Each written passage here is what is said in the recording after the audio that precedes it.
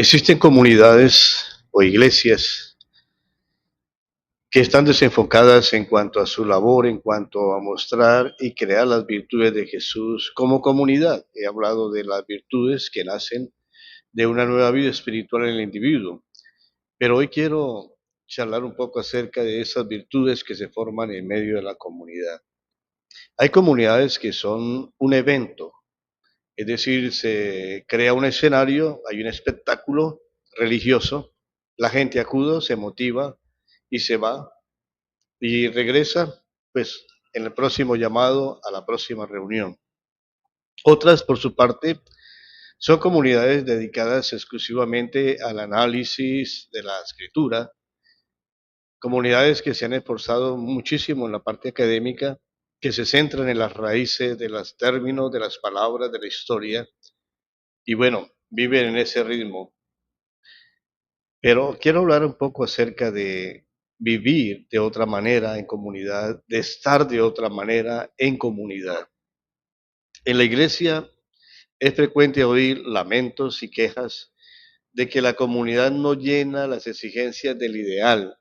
Y me refiero a ese ideal del capítulo 2 del libro Los Hechos de los Apóstoles, capítulo 4, y toda la dinámica que uno puede percibir en las cartas del apóstol Pablo, en donde las comunidades vivían en un ritmo de caídas, de sesiones, pero también de muchos triunfos, de triunfos de esparcir el evangelio, de contacto con las personas y todo esto.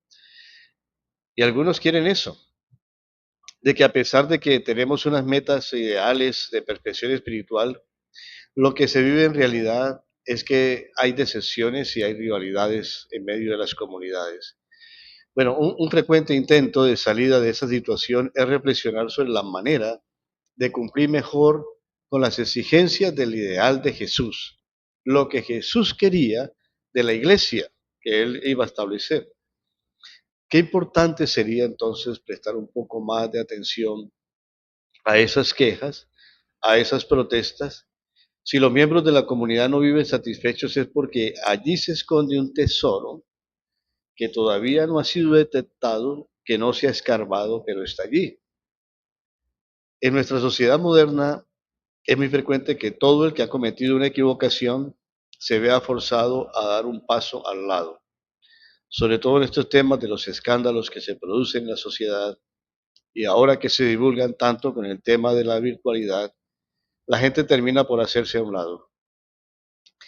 Hay un espíritu de perfeccionismo que impera en nuestra sociedad, lo ideal, lo excelso, y frena muchas vocaciones en sus deseos sinceros de comprometerse con la sociedad y de buscar formas de convivencia. En la iglesia no es muy distinto.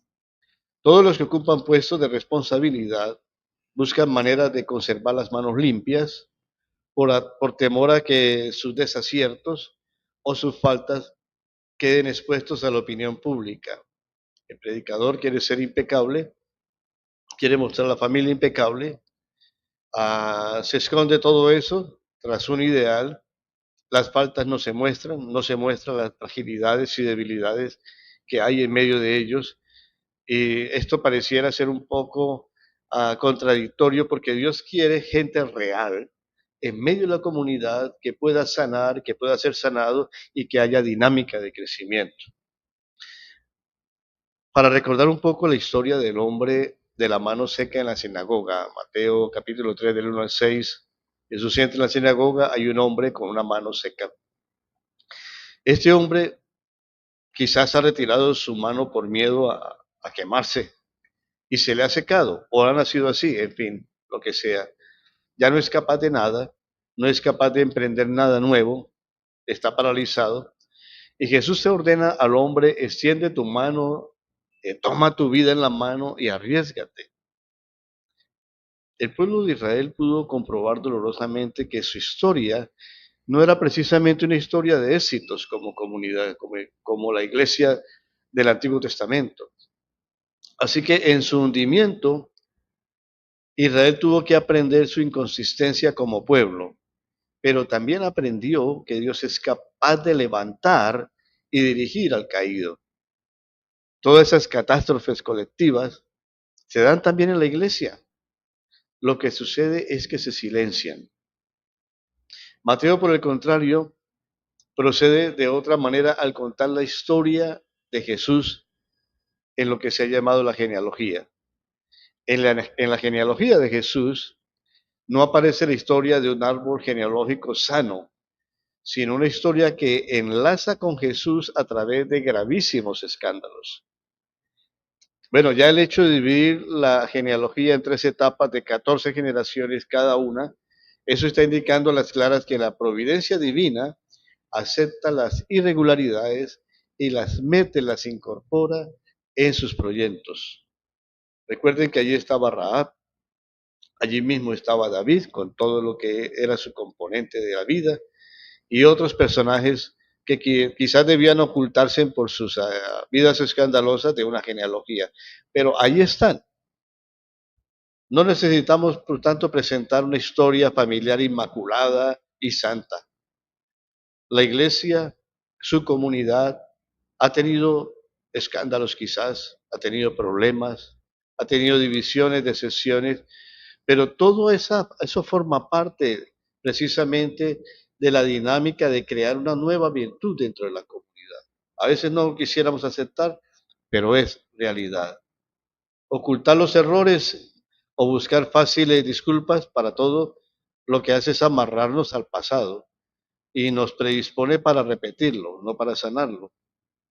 Solo el franco reconocimiento de una historia, no siempre limpia, nos va a disponer para un futuro más sano, más santo, que exalte las virtudes de Jesús. Así que una iglesia que pretende vivir solo altos ideales, que no tiene contacto con el que sufre, con el que está roto, con el marginado, con el pobre, con el enfermo, es una comunidad de la letra, no es una comunidad del espíritu, por lo menos no del espíritu de Cristo. Los necesitados cumplen a la misión de poner a la comunidad ante un espejo. Si ésta no quiere contemplarse en ese espejo, se condena a edificarse en falso. Dentro de un organismo, el miembro necesitado es siempre el más débil, pero en su debilidad está diciendo algo de la comunidad como tal, cómo trata con ese tipo de situaciones. De ahí la necesidad apremiante de prestar mayor atención a los enfermos, a los insatisfechos, a los criticones, porque eso sería una espiritualidad que nace realmente desde abajo, como deben hacer las virtudes. Hacerse todo a todos, ayudar a cada uno en su individualidad. Por esto se requiere conocimiento de cada uno, acompañamiento al lugar donde vive y nunca desbordar a otro con exigencias irrealizables, ideales que no se pueden realmente tocar, solo creer o charlar o conversar. Les dejo con un pasaje tan conocido pero tan conveniente para la charla, que es 1 Corintios 12, 14 a 31. Usted puede desarrollar un poco más esto. Dice el apóstol Pablo, el cuerpo humano no está hecho de una sola parte, de muchas. Si el pie dice, como no soy mano, entonces no formo parte del cuerpo, no por eso dejaría de formar parte de él. Si el oído dijera, como no soy ojo, entonces no formo parte del cuerpo, no por eso dejaría de ser parte de él. Si todo el cuerpo fuera un ojo, ¿cómo podría oír? Si todo el cuerpo fuera oído, ¿cómo podría oler? Dios puso todas y cada una de las partes en el cuerpo como Él quiso. Si todas las partes fueran la misma, entonces no sería un cuerpo. Por eso hay muchas partes, pero un solo cuerpo. Tampoco el ojo puede decirle a la mano, no te necesito. La cabeza puede decirle a los pies, no lo necesito. No, no puede. Al contrario, todas las partes del cuerpo, hasta las más sencillas, son muy importantes y necesarias. Y las partes del cuerpo que menos apreciamos son las que tratamos con más cuidado. Las partes que no queremos mostrar son las que tratamos con más modestia. Las partes más presentables no requieren que las cuidemos tanto, pero Dios ha unido todo el cuerpo de una manera que las partes menos apreciadas reciban más honor. Dios lo hizo así, para que nuestro cuerpo no esté dividido, para que cada parte del cuerpo se preocupe por cuidar de las demás. Si una parte sufre, todas sufren. Igualmente, si una parte recibe honor, todas las otras partes comparten alegría. Todos ustedes son el cuerpo de Cristo y cada uno es parte de ese cuerpo. En la iglesia, Dios puso primero los apóstoles, luego los profetas y luego los maestros, dice Pablo. También escogió a algunos para hacer milagros, a otros para tener dones de sanar a los enfermos, a otros para ayudar a los demás, a otros para dirigir y a otros para hablar en lenguas. No todos son apóstoles, no todos son profetas, ni todos son maestros. No todos pueden hacer milagros, ni todos tienen el don de sanar a los enfermos. No todos pueden hablar en lenguas, ni todos pueden interpretarlas. Busquen tener los dones del Espíritu que más ayudan a los demás.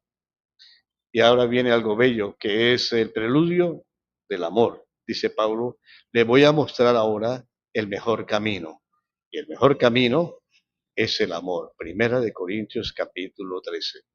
Soy Ricardo Martínez, les he hablado desde la ciudad de Bucaramanga, de parte de la Iglesia de Cristo. Y bueno, mientras pasa este día, estemos contentos en el Señor.